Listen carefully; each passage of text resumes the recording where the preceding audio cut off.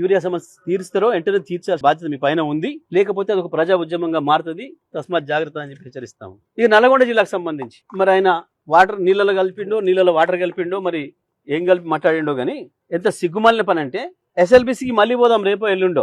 ఒక దిక్కు గన్ని వందల టీఎంసీల నీళ్లు సముద్రం పాలవుతున్నాయి.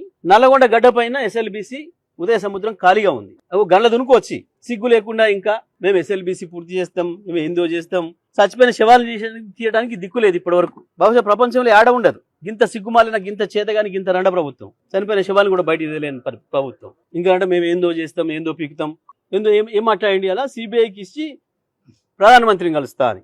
ఓకే, తప్పకుండా నువ్వు నీ ముఖ్యమంత్రి ఇద్దరు ప్రధానమంత్రి పార్టీలు చేరటోళ్ళు ఎప్పటికైనా మాకు తెలుసు ఆ సంగతి. దాని కొరకే లైన్ ఏర్పాటు చేసుకుంటున్నావు. పోయినప్పుడల్లా గడ్కరీని కలిసి వచ్చాడు నువ్వు, నీ ముఖ్యమంత్రి రాష్ట్రీయంగా అమిత్ షాను ఇంకోని కలిసి వచ్చాడు. ఎప్పటికైనా మీరు అందులో పోవాల్సిన వాళ్ళు ఇద్దరు, అందులో సందేహం ఏం లేదు.